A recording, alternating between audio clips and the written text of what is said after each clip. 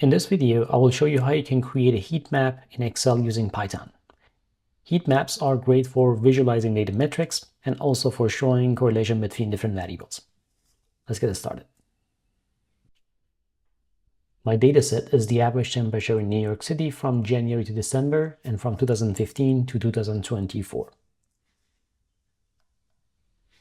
Start with converting your cell to a Python cell, =pi, and press tab. I will write my code in the formula bar.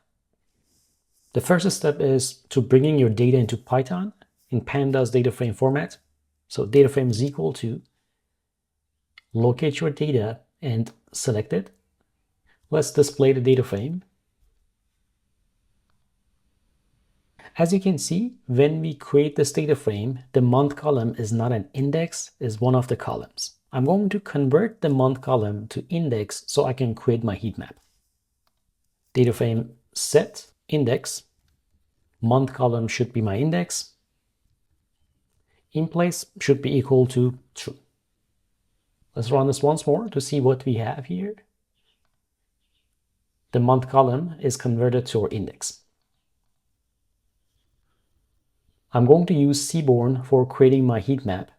Seaborn is one of the libraries that imported by default when you start using Python in Excel, so you don't need to import it. SNS is for Seaborn, and I'm going to use the heat map. I'll pass my data frame here, and I'm going to test this. Hold Control and press Enter, and this will create a base heat map. Right-click on the cell and click on Display Plot Over Cells. So it's very simple to create a base heat map, but you can make a lot of adjustments to this heat map. First, I want to show my data points on the heat map. The argument is annotate equal to true. I also want to have lines between these cells so it's more readable. Line width should be equal to, for example, 0.5. You don't need to know all these variables. You can use ChatGPT to find the variables that you're looking for. I'm going to give you a few examples. I want to change the colors so the low values are blue and the high values are red. In Seaborn Python, how to change the colors so the low values are blue and the high values are red.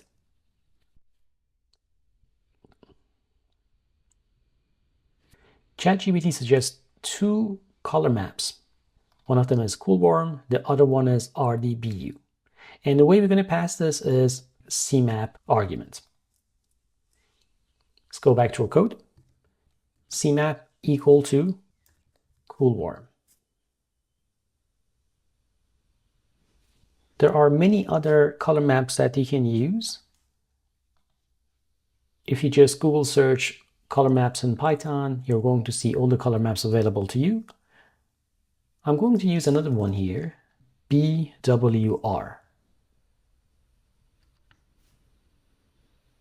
And here we're going to have blues and reds, reds for high values, blues for low values. I also want to change the font size on my heat map. I don't know how to do that, but I can use ChatGPT. I can resize the font in the heat map. And it looks like we can use this method to resize the font.